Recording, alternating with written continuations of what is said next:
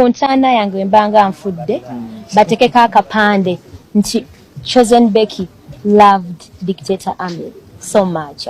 Mwagala nsa John nsaba kafuba ulira omuntu yavuma Chosen Becky obwenzi talina mbuzi ate talimba fumbo aliwa ali awo iro webuuza gwe mbuzi yo yaviirako kyatali mwenzi ngati tolinawo otudde weddayo olabiku bonna abavuma Chosen Becky ogenda laba nga Amiri abapostingako ddanga abawe emmere basasula mmere ya Amiri era ekireetedde obuzibu Chosen Becky era ogenda kubonaabona nnyo kubanga Uganda erimu abayala naye omwana Ssekaggya yakoze omukolo musajja w'amaanyi musajja w'amaanyi amaanyi g'abantu baali tebagamanyi empulira y'abatamanyi kukola bagamba mbu teyabadde na ssente zikole ebyo bintu nga bwe wamupima ddi ennyingizaayo ebigambo byawaanisa abasajja be bifaanagana byayogera ku Dictator mbu ku ntaana yange bateekangako Dictator yagadde Chosen Becky ate ebira bye yagamba Prophet alina okwagala okulya awamu tatangatanga ate era ekyomusiru omugezi yalya kojja ekyo tekijja wano ate kitya sibe bajja okutubbako bakazi bw'ona olemererwa okulabirira omwana w'abandi muteekewo bamutwale Chosen Becky togeza n'onywerera mu bufumbo bwa Ssekaggya olw'okuba weekobitiize ne Ssekaggya ng'atandise okufuna empisa embi ezikuyisa obubi beera ne Ssekaggya nga bye wamusuubiramu by'omufunamu ate Ssekaggya togeza n'onywera ne Chosen Becky ng'otuuse mu mbeera ey'okunyigirizibwa byoyagala mu Chosen Becky abikuume byoba omufunamu temunywera mbufumbo banandaba batya ate nti bwa public already ani akugambye nti public yegenda okufa ku bulamu bwo ng'ogenda. Airtel Extreme Unlimited Internet just got better. Paying for an Extreme Unlimited Internet connection now comes with free data, SMS plus voice minutes to call and text across networks for the Muganga who pays the monthly bill. Dial *125# or call 125 today to upgrade to an unlimited, uncapped Airtel Internet experience. Airtel.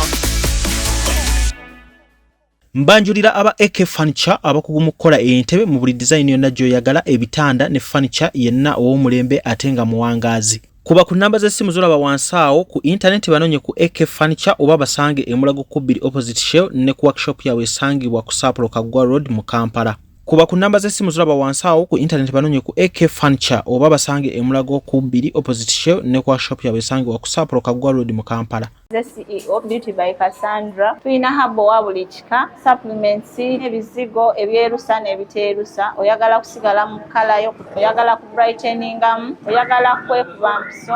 Emimwa gyo gyasirira. Tulina pink lips n'amajani gakuyambako mangu. Okufuna olubuto tulina empeke za kabina wamu n'ebizigo. Oyagala kugejja oba kukogga. Tulina bedroom product, nako gels, sabuni ya yerusa. Osobola tukubirako 0708 76 32 11. Nga tusangibwa Mperere Bugayaza Road. Kale nze lujja banyama ne bassebo abatulaba okwetulula ensi yonna olunaku olwaleero ndine Kojja Kitonsa.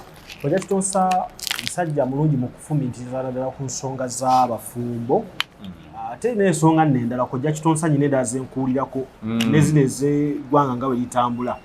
Ssebo okasukamu ne nkuulira nga layini weeziri. Just to specify nga noga akanywerere mu gym omanyi bw'oyitirira okugenda buli wamu ofuuka bannaffe bali abalala ova ku mulamu oluusi nga buli ekigwawo gw'okyogerako I know ate nekintu ekyo kikulu lwakuba abantu tebakimanyi nti wo specializinga nti njagala kukola kino abantu bakutegeererawo nti Kojja waakino edda we byali kati just ebbula bikolwa lyayitirira mu Uganda nti abantu balina byakukola asobeera mu kirimu nga tekinnakanaga kangendeko mu kiri naye edda ng'omuseresi taseetinga nju naye kati osanga omuseresinga agamba jimba egiseetinga nga yagiseetinga abula awo tuli kati okitegeera ebintu byakyuka era tusaba bannange obanga bube nti yena ekiteekamu omukono bade mutuyambe buli muntu anywerereko waali bakuwugwa naye ssebo kati nange osobola okunsaba ku guno ogwa kamera nga nyongeddeko ogwa bulooka anti kyekyo bbula lya mirimu lo kamera egereyo leeta kale gavumenti enasiterawo bantu kulietinga mirimu bantu babeera nga balina emirimu kale buli omu kyokola sa kikugattako tewali buzibu genda mu maaso tetugenda ku buzibu kakati kojja ye wano wemusangidde nga yembagaye nti ensonga za bufumbo ndowooza tugenda kugenderawo ku mulamwa gwa Chosen Becky okuva wiiki ewedde paka kati akyetisa amawulire yagenda ne bakola okwanjula okwatambula obulungi ne kutandika nga ndowooza basingo maatha bonna bagamba Chosen Becky ye waffe onfuna bulungi kakati amaliriza okwanjula ate akugobereza amaziga n'okuweereza X ebigambo oba okukoona ku X kati waliwo abantu abawanduka ne bava wali mu kyokugoberera n'abaloozinga mu kaawo kati ekyembaga ndowooza ne kimuzaayo waggulu naddala nti abaana batimbye n'ebipande bya taata omupya we twatandikira kojja omanyi lujja njagala otegeere era omanye buli muntu alina akaseera ke buli muntu alina tayimu ye kyokka ate mu prosesi y'okubeera ne tayimu yo ate obeeramu ne basitaani n'abadooyi n'abalabe mu budde bwobwo obaamu abantu bekyusanyusa ne bekirumye si kyokola nti lujja kyogenda okukola kitonsa bwe naaba musanyufu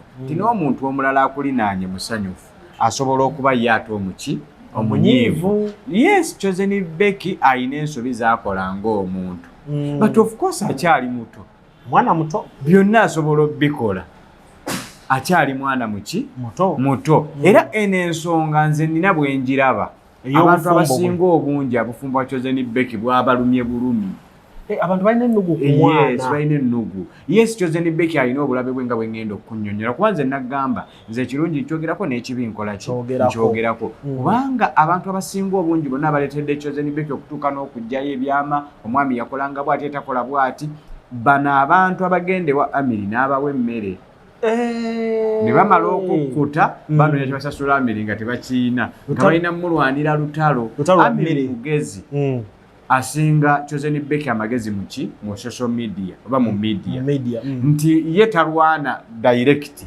talwana indirect era njagala okwata akatambi konna buli muntu avuma Chosen Becky abamu ku ba influencer abamanyi abavuma ba TikTok abamita ba motivational speaker bamita ba senga bamita ba kojja bweddayo olabi ku bonna abavuma Chosen Becky ogenda laba nga Amiri abapostinga ko ddanga abawe emmere basasula mmere ya Amiri era ekireetedde obuzibu Chosen Becky era ogenda kubonaabona nnyo kubanga Uganda erimu abayala abantu abalina enjala bangi okwonoona erinnya lyo olw'essowaani y'emmere kinnya na mpindi ng'omuntu ayogera ne ku brand y'omuntu nga takeranga ku macapa yadofoominga erinnya lye okubanga balimanyi naye omuntu ataddewo erinnya bamanye ne brand y'omuntu ng'agiriko agirinnyiririra olw'essowaani y'emmere olw'okuwalya kapiraawe wa Amiri so bino ebintu bya Amiri ne Chosen Becky byetaagamu okulowooza n'endowooza y'ekintu ekikulu twagala kojjaawo bano si baagalana bani nani Chosen Becky ne Amiri ate si bafumbo ate si mwami na mukyala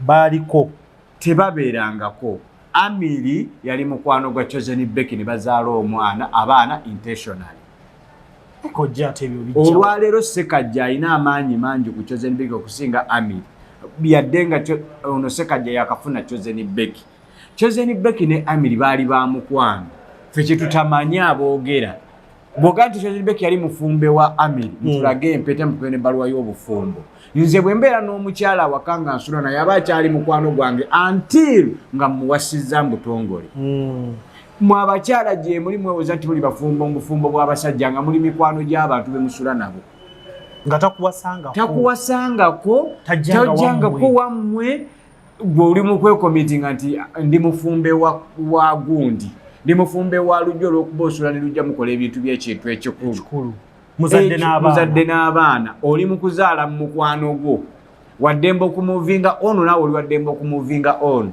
dictator yali mukwano gwa Chosen Becky yes si mwami kati ababyogerako bino tebabibagirayo into details babyogerera kungulu lwa sowaani za mmere kubanga tukyabuuza empeta tujja buuza n'ennyumba ye baali basula yali yaani oli yali mukwano gwa Chosen Becky mwene mumuddako Chosen Becky asuddewo bbaawe okuva ddi nze bwe nkwana girlfriend twawukana luba lutalo bwenjawukana n'omukazi bwe nakera ku makya n'empowa n'empasa then awo mu questioning ate nagamba tobeeranga mu bufumbo nti osanyusa muntu nze bwe nkuwasa enkya n'otandika okundaga nti nno ondeetako olugezigezi oncyunga tetukwagenda kukwatagana sikumalira budde I just moved on. Ogenda n'okola ebirala okitegedde nkolaba bulungi naye abavubuka n'ab'ennaku zino baguza amasimu agabalaga ekifaananyi kye n'ateeka n'assaamu firuta n'atandika okudamejinga omuntu nga talina yadde waatandikira kati nno kankubuulire olwaleero abantu abadamejinga brandi z'abantu ava mu nnyumba ya munne nga n'essimu ya looni n'atuula ku lubalaza lwa munne oba mu kifo kya munne oluusi na mu ngoye za munne n'adamejinga bulandi ya munne bwe bulabe nno bwe tulina kati enjala erimba mbaguza amasimu bawulira nti YouTube esasula ku content like the views oli ajja kukwata akudamejinge nga yagala views akufiireko nga tatunuulidde wajojje bulandi nga tatunuulidde oli kikyasinzidde okusalawo naga nti kaŋŋende embeere n'ono omuntu oyo avuma Chosen Becky obwenji talina mbuzi ate tali mbufumbo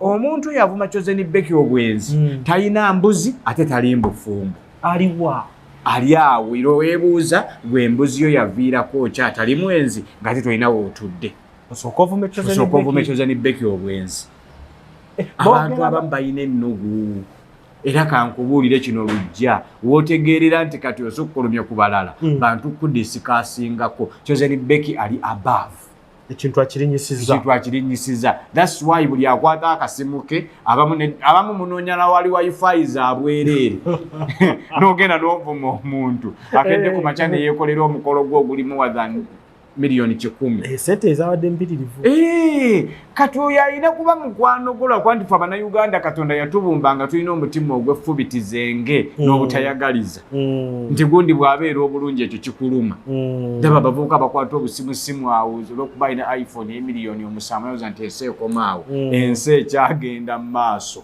kati kojja tugende ku bye boogerako kyenkukonerako kyojjawo ekisooka tutandika n'ambaga abaana babawadde ebipande okwabadde ebiraga nti maama we kati alina erinnya ly'Abassekajja ekyo kimu ne baddeyo omwana ekipande ekyasiza otambula kyekyokuba nti bafunye taata kati afaayo tutandike n'ebipande anti omwana taba wuwo gwa muzadde omwana aba wa gavumenti abeera wa ggwanga ndi wadde mbokugamba nti genda twala obuvunaanyizibwa bw'abaana ba Chosen Becky manfuuse taata waabwe nga taata waabwe aliriddawa Amiri ye taata w'abaana era n'omusaayi gwe kugenda kukyuka ekyo kyenjagala Abannayuganda mutegeere bati balina omuntu ali okumpi era gwe tagenda kuyita mu kirala kyonna balina muyita taata kubanga maama waabwe gwabeera naye ye Professor Ssekajja yes era ekyo Chosen Becky yadde ategeeza eri abaana naye tekivaako nti Amiri bakola DNA abaana bafuuka ba Ssekajja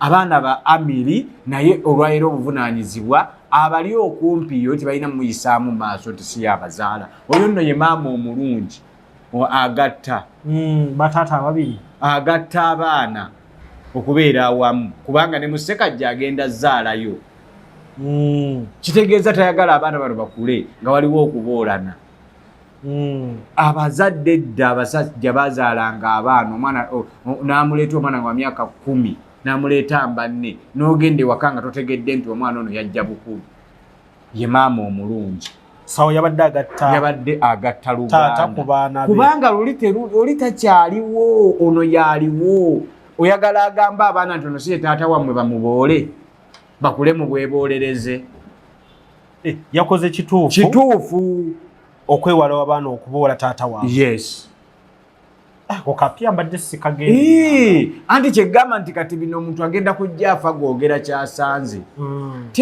ne Chosen Becky si musiru okukola ebyo byakola bw'abanga musiru gwe omugezi omusinga ki kuba kati olwaleero mukyala mufumbo ajjudde ogenda kulaba nga abantu abavuma Chosen Becky katubeere ffe bakojja baba basaba batufaze speaker bemulaba bawuulu Tebamanyi nsonga za bufumbo. Omuwulu ayogere ku nsonga z'obufumbo. Azoogereko ki? Ng'oli muwulu. Era nze nakugamba lujja oli musajja mugezi. Bw'ova kunze ogenda nnoonya Lutaaya. Bw'ova ku Lutaaya onoonya Bobi Wine. Kituufu. Abafumbo ajja kwogera ku nsonga z'obufumbo nga ne idea zina. Osanga omuntu nga tafumbirwangako ng'ali mukaka mwana w'abandi nti tova mbufumbo. Omanyi byayitamu gy'omusiba. Munange nywerera mbufumbo bannyabo ne bassebo nkibategeeza. Gwagenda ofumbirwa omwana wange obwala asuubirwa okufumbirwa. Tobeera mbufumbo ng'onyigirizibwa. Tokigeza. Essanyu lyetwala Chosen Becky lyayina. Yes, osobola okunywerera awantu nga tolinaawo ssanyu. N'ovaawo n'ogenda ne balonda essanyu lyo. Mu bulamu omuntu alina roots z'ayitamu. Osobola okuba nga emyaka 3 gye wamala ewa lujja byali stage ng'olinako gy'olaga. Naye Chosen Becky okusigala ng'ayogera ku dictator ng'amaze otutuuka ku layini wane ey'okufumbirwa afunamu ki? Anti ne dictator asasula ababoogera ku Chosen Becky. Gwe weegendereze bonna abali mu kuvuma Chosen Becky ddayo ono genda ku page ya Amir. Osooka ojja oba motivational speaker, simanyi bano batwogera, simanyi bakojja, simanyi basenga, osooka ossa obutambi ebbali. Ogenda onoonyera yini yonna evuma Chosen Becky. Ogenda comparinga nga wano yali alalusaniya ne bamukomandinga nti genda. Emmere, ebbula ly'emmere mu Uganda litandise otuvumisa mikwano gyaffe. Amatooke gaabula, akaceere kaabula, akanyama kaabula. Katandise okuvumisa mukwano gwo. Katandise okutwonoonesa bizinensi z'abantu. Oli akwata bizinensi ya munne n'agyonoona naye ng'ekigimwonoonesa ki? Sowaani ya mmere bw'eti lusaniya. Kitegeeza aboogera ku Chosen Becky abafaananga abagole bana abakyayogera Chosen Becky tumuleke naye ayogere. Mumuveeko mwe lwaki mumwogerako? Mumwogera ne temwagala ayogere. Mwagala afe. Bw'oyogera omutima gukkakkana. Chosen Becky ebikuluma bifulumye, omutima gwo gukakkane, oyingire mbufumbo bw'oyingiddemu ng'oli mutukuvu. Tokkiriza muntu yenna kukuvuma, tewali yakuzimba. Byonna byoga nti nze namuyamba n'atuuka waali gwe n'oteefaako.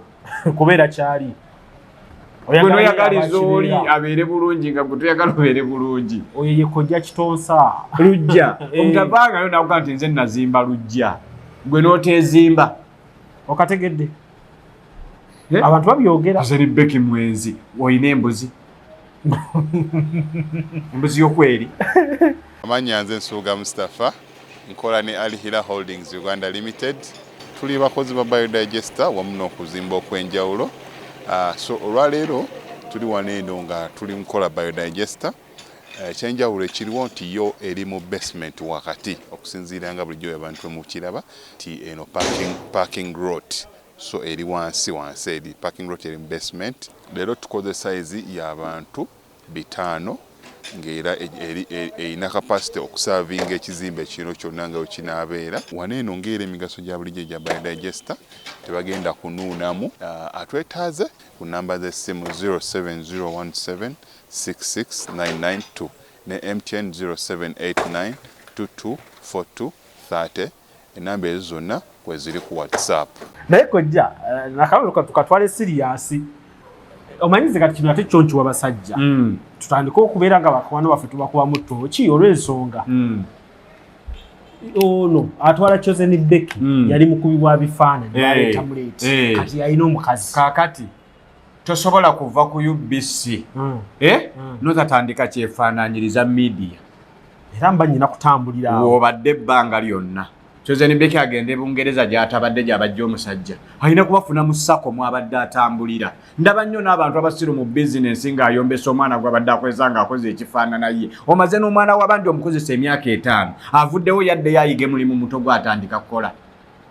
Ako nkategedde nno ate kojja luwaaye abantu wava mu bizinensi nga wadde bamukozesa. Ayina kukola eyo kuba gy'alinamu experience. Kati Chosen alina kusigala kwono wa kamera. Ayina kubeera awo kubanga be bantu babadde asisinkana omukuumi etatambula tamiitinga abantu banjawulo. Bino kambikubuulire ebitundu 98 ku 100 w'oyawukana n'omukazi asobola kugenda America mu ssaako yo mwabadde atambulira mwe muba mukwana. Kitegeeza singa teyafuna wabifaananya at least yalifunye driver we anti kubanga be bantu baali nabo bano abayimbi mmwe mubalaba ne tebafuna budde kubeera exposed afuna omusajja ali agenda abeera eyo ne bw'aba afunye omusajja amukwana but abayimbi mwe mulowooza nti abayimbi benzi be basinga ate okutya obwenzi kubanga asobola okugamba lujja nkwanira ki kigendererwa ki ani amusindisa bw'ampita n'antwala wantudde agenda kunkola biki binaakomaawo kyokka ate omuntu ali low profile ebyo tabirowoozaako ono alina brand ey'okuprotectinga yes kyobola kati yagamba era nfuna omusajja omulala mmanye ono ali lwedde ate era ekyomusiru omugezi yalya kojja ekyo tekijja wano ate kitya sibe bajja okutubbako bakazi bw'ona olemererwa okulabirira omwana w'abandi muteekewo bamutwale akayimba ko bobe tokamanyi mukazi tomusobola lwaki tomulekera bali siri muyimbi naye just ebigambo mbi message eri gwotasobola mulekera omwana w'abandi omutulugunya kati raba otandise n'okumusibira awaka tomutwala mu sinema anti kati kakubuulira omukazi akugamba nti weefuuyireko kawowo owunya obulungi n'ogaana lujja awunya obulungi n'amwenda ebisoomooza abakazi bitono ate ffe bye tusuula tokkirizanga ekigambo tokulanye ne mukyala wange mumaka olunaku lwe mulikulana ne mukyala wo mumaka lwagenda ofuna mukwana kojja abantu balina audio nekyatiza Chosen oyo mu nsonga bazijjeyo ani azibaganyo zijja bazogerako bwogezi bazijjeyo muzirage n'ennyuduze ze mwagambye muzirage soke mulabe bw'atunda olaba atunda ali mu ngoye kojja ku Chosen Beki kwotava nedda sagala muntu alinyirya bufumbo bwa munne buli muntu golo bufumbo namwe abakazi abawogana ba motivational speaker golo bufumbo kubanga namwe muyina ebizibu byammwe kitofu temuli mbufumba temwogera ku bufumbo abamu tubamanyi mu motivational speaker abatrending abatambula nga mwe bakakuba dereva bammwe ate muli ku mwana akedde ku machane bamuwoowa nga ne dereva wo akwebakirako mbubba tuyagala bamanye oli atongozza bwe bagamba Chosen Beki nti mwenzi nze kiteekako omukono omuntu yenna avayo na positioninga baawe mu front line ayo omuntu nno tayenda nti uno bba wange yes naye bano bakubojjerako eno ebbali bakubojjako mukaaga kati omwenzi gwatalaze ebbaawo n'atulaze ebbaawo ku bonna ani gwe tutwala ng'omwenzi ate ebitundu 99 ku 100 buli mukazi mwenzi zigyemu ababiikira naye nga Chosen Beki ebigambo byawanyisa abasajja be bifaanagana byayogera ku dictator mbu ku ntaana yange bateekangako dictator yagadde Chosen Beki ate bira bye yagamba prophet alina okwagala okulyawo amutatangatanga naye alina script ye mulaavu mwatambulira ekyo nno nenkyagala nze nga byeyagamba sekadi byeyagamba dictator byamulema afunya n'abisobola yes namwana nno mugezi nno mulwakuba mumukutte bubi ekimbi kya byonna wano akusinga abamusiru mubbi muyaayi leero n'omala ovayo n'ofuna ssente ku mulimu gwo ezisinga abaliko nga lujja alina waatubbira atubba mubbi ali mu luminati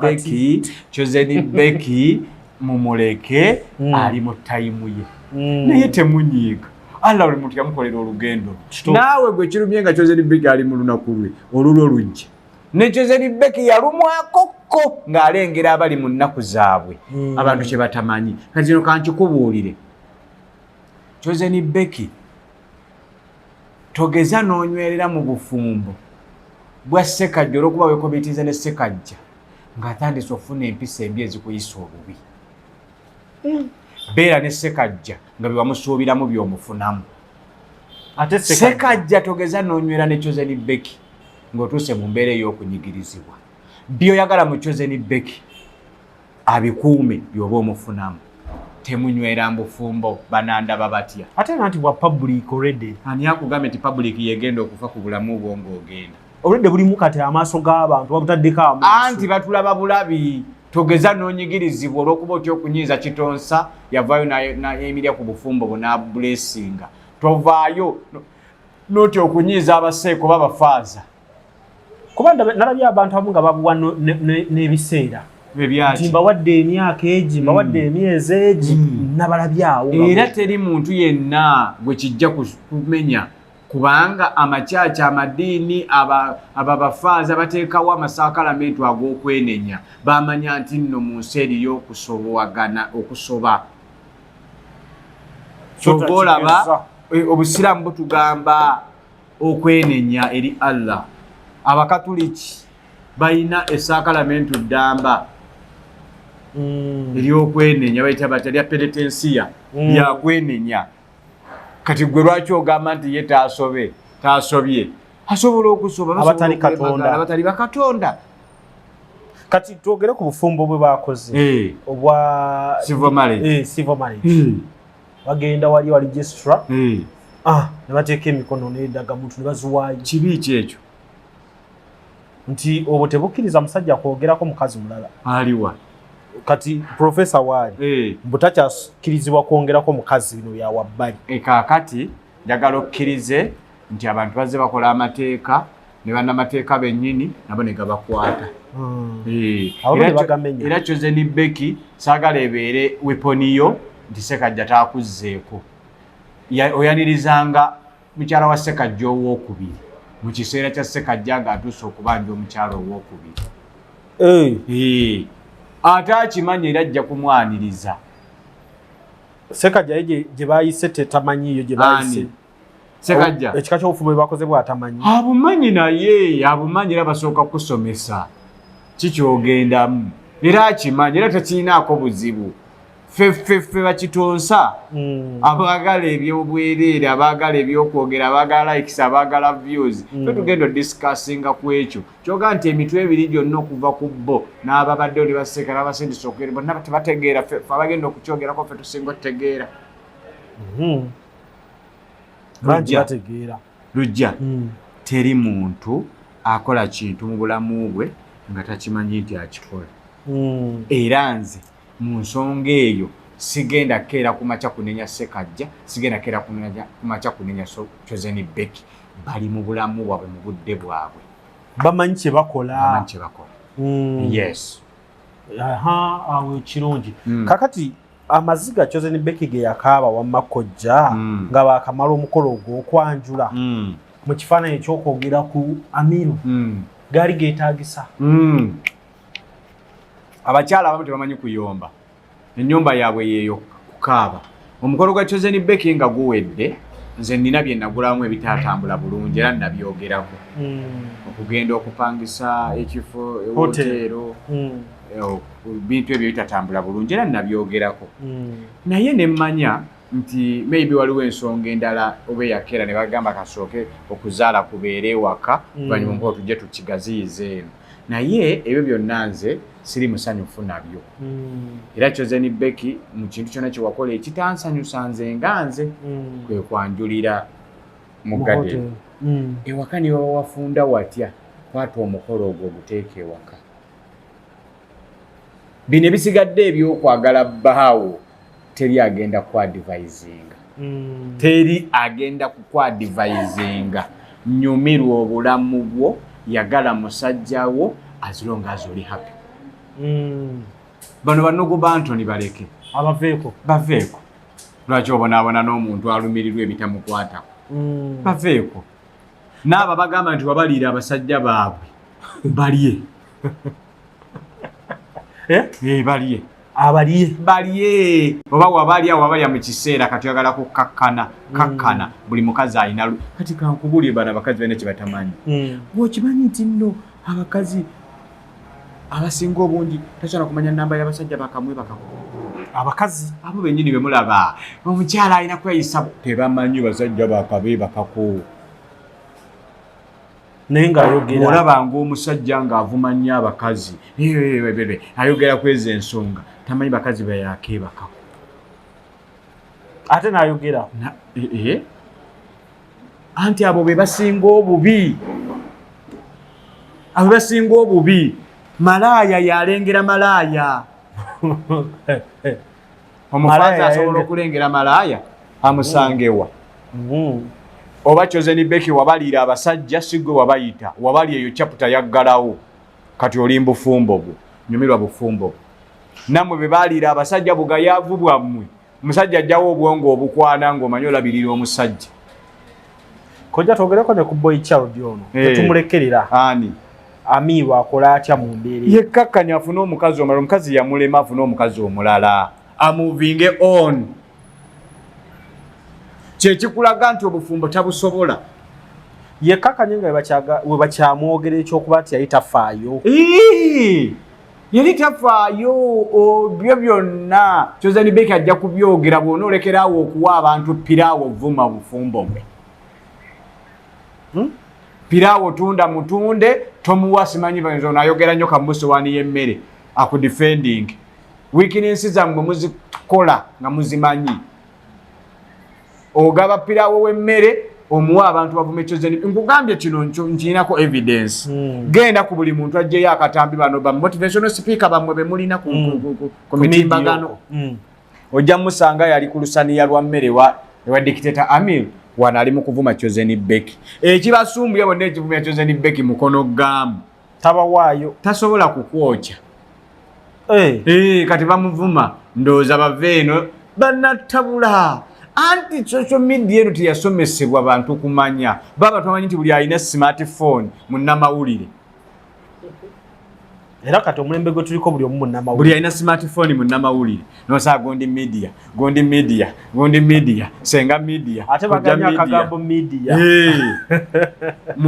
njagala UC7 eyo eregulating social media bino TikTok muze chobola baba basiba buli alina ekigambo media vaayo mu regulating chobola baba basiba oli ayibiyali n'ayasama nga tamanyi nti ekintu kyali mukwasama kigenda musibya fe abantu tuleka baleke leero wali ekibuga Makindye bonna abaali batula ku lubalaza abasaba kati bali ku media bakeera kola kantu jangu onkwate n'omusanga nga atambula ava wana anonya likes ne views kati kambabuulire n'ebintu bya media temubimanyi naye esiima ate eboola era mulimu bendabanga togenda kugifunamu kyokola babasajja ennaku zino tebakyatuusa bakyala babwe ku ntikko anti sexy bwongo kati obwongo obutono anatuusa ddi omukyala we ku ntikko sooka omubulire waawo nnyo kojja sexy bwongo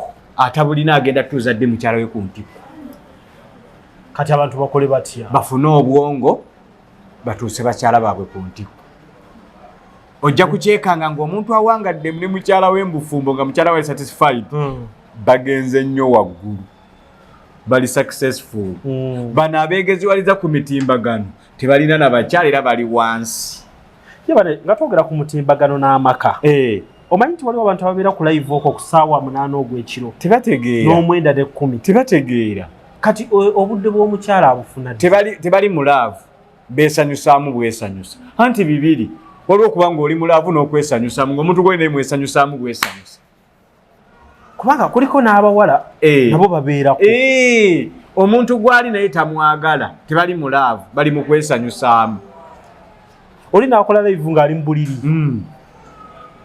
eyo Uganda we yatuuka kintu kinenge gye kigeze kojja nga tunadda ku sayidi eno yakuba bantu ku ddagala gundi dictator okulaga nti alina ssente ng'amaze kuva Chosen Becky yakola ki ekyenjawulo no dictator tabeerangako mwavu ate nga n'amata gaali gamulema oggula ebyo byonna byakunafuya ebyo byonna byakunafuya omukyala ng'akyakwagala nga mwawukana asobola n'okugamba nti yadde tontuusa ku ntikko yadde nga ne munnaku 2 emabega nti munnayawukana yakusaba yagamba oli w'amaanyi gwasinga byonna bibeerawo era okyogenza nti omukyala bwekasamwawukana nga bonna abakyala boyawukana nabo nga mbadde akyakwagala akeera ne kumakya nakutwala oba mu fida oba mu famire koti nakugamba tolabirira baana naga nti obasiibye enjala tebalya naye ng'alya anywa naye aba ateekawo mbeera nti aba akyakwaga Chosen Becky teyakyawako ku dictator Amir n'essaawa ya leero omusajja gwe asinga okwegamba mu nsi afaanana nga dictator Amir Kyoba era bwe yakwata Ssekajja yagezaako muzimba ekirevu kibeereko amuteeka mu kifaananyi ky'oli. Oli gwayita naye bwe yalaba nga yasoovaamu ekyono kitegeeza ono yamwagala nnyo. Era talifuna musajja gwayagalanga oli. Kitegeeza kati Amiru tajjayo bino bya risiiti kupuruvinga nti anti kati kyevugambye nti Amiru yeetaagako abatali bano baawa mmere. Yeetaagako omuntu omukulu. Bano abaana beetaagako omuntu mukulu ewatali baalyako bano bamulyako piraawo we. Kati bano bamulyako piraawo bamukozesa nsobi. Kubanga Chosen Becky ne Dictator Amiru tebaliyawukana bali bati. Bali wamu. However much Ssekajja kati yaliwo. But yene era ne oli taata wa mwana we oli maama wa mwana we. But abajja mu kuchoga bachogera mu perspective ya kubeera nti oli boyfriend na girlfriend. Kyola boogera ebitakwatagana ebireeterawo n'obukyayi mu baana bano abato abazaaliddwa. Kati kojja okkiriza nti wali abantu gwe basobola okukozesa nga bali balwana ntalo zaabwe za bufumbo. Ne bakozesa Ssekajja naye nga ntalo z'abakulu eri. Bulungi nnyo. Kati kye tusinga okwera. Era omukazi yenna bw'ava mu relationship kimwetaagisa emyaka 5 okuwona. Kyobola osobola osanga omukazi gwe wakyawa emyaka 3 emega n'omugajja tugende twesanyuseemu n'atagaana. N'akuwana bulungi nnyo buli kimu. Okwata ku mukono. Omukazi gwe wali obaddeko naye ne mukuumagana omwaka gumu 2 ne bw'omusanga nga bayise emyaka 10 singa aba akyaliibwa omulya. Anti abakazi tebeerabira ate tebakyawa beerekereza bwerekereza. Kati Ssekajja yeesibe 2 ne tumala tugatta Chosen Becky ne Dictator Amiru ne baba nga bafunye good terms ku baana nga Chosen Becky asobola okukwata essimu in peace n'agamba abaana tebalina mata nagaye kale kanteekeko mu mwezi gumba bamwegattako 2. Ako jjo tokyogera kireke kitiisaamuko kyeraliikiriza wadde njogera mazima nze tompita wano kubikkiriza ebirungi mbyogera n'ebikyamu mbyogera era kino kisobola okuba nga wakati wa Ssekajja ne Chosen Becky nga ne Ssekajja akuma omuliro eri wabeereyo obutabangu koba naakwatagana obulungi bakuza abaana baabwe. Amiru ajja kulyanga nga ne yatutte ebintu ali ku bintu bye yatutte ebyo naye omwana Ssekajja yakoze omukolo. Musajja w'amaanyi. Musajja w'amaanyi. Amaanyi g'abantu baali tebagamanyi. Empulira y'abatamanyi kukola bagamba mbu teyabadde na ssente zikola ebyo bintu nga bwe wamupima ddi ennyingizaayo. Bw'osanga nga lujja omusajja n'agamba nti Kitonsa talina ssente ye munaku asembayo. Obudde obujjawo obunoonyereza ku nnyingiza ya Kitonsa n'ogimanya. Nga ne akawunti yo tamanyi byo. N'akawunti ye togimanyi. Ye munafu akola ki? Asembayo. Era bw'osanga ng'omuntu nga disikasinga gundi alina ssente gundi talina ssente tobeeranga mwezi emboozi z'abannamba lujega. Tozibeerangamu. Kakati Ssekajja akime kaddagala kyewuwo Amiru akime kaddagala kyewuwo.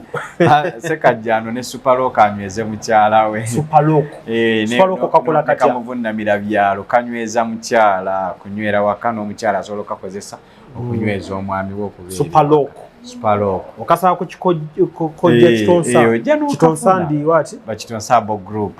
Group. Okasanga. Emakindi n'emmengo. Bye byabimanyi ekyogo yakinaaba.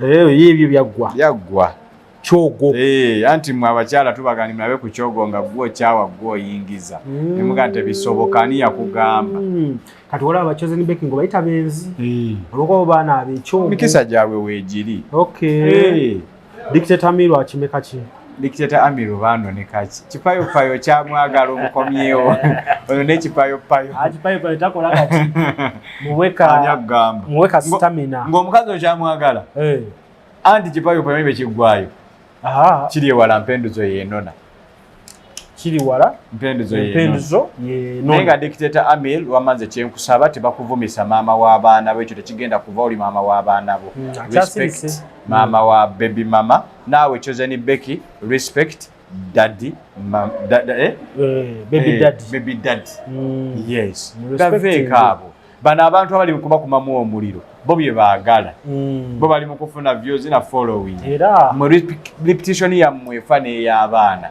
ekyo mukirowoozeeko Chosen Becky toddamu kukola ezo post za kyana kito bw'asaze okumuvinga on muvinga on nyumirwa obulamu bwo Dictator Amiru togula bantu towa bantu nsaniya za mmere kulwanira ntalo oli musajja mugezi osobola okulwana entalo zo ne family yo nezitereera abaana bo ne babeera mbulamu obulungi mwobaagala ne omukazi n'omuleka n'agenda ne bajjajjaffe beekyawanga gwani ye yani atakyayibwa kituufu oba olina okukkiriza nze kojja kitonsa kale mumufuna ku namba ya 0759 12 12 0759 12 enamba nyangu nnyo weetyo ng'ofuna kojja kitonsa ng'akuwa ku ddagala branches weziri okuli eyemakindye n'emmengo beba kitonsa Habo Group. Kale kojja kitonsa webale nnyo obudde bo tujja kweyongeza wadde oba wabbula inshallah naye ffe tugamba ku kojja kitonsa kwe tufiira nange ku lujja Captain Music kwe siva kale taata webale nnyo akuume nze lujja ne kojja kitonsa amanya nze Nsuuga Mustafa nkola ne Al Hilal Holdings Uganda Limited tuli bakozi ba biodigester wamu n'okuzimba okwenjawulo so olwaleero tuli waneeno nga tuli nkola biodigester ekyenjawulo ekiriwo nti yo eri mu basement wakati okusinziira nga bulijjo abantu mu kiraba ti eno parking lot so eri wansi eri parking lot eri mu basement leero tukoze size y'abantu 5 ng'era erina capacity okusavinga ekizimbe kino kyonna nga wekinaabeera waneeno ng'era emigaso gya bulijjo gya biodigester tebagenda kunuunamu atwetaaze ku namba z'essimu 07017669992 ne MTN 0789224230 enamba ezo zonna kweziri ku WhatsApp.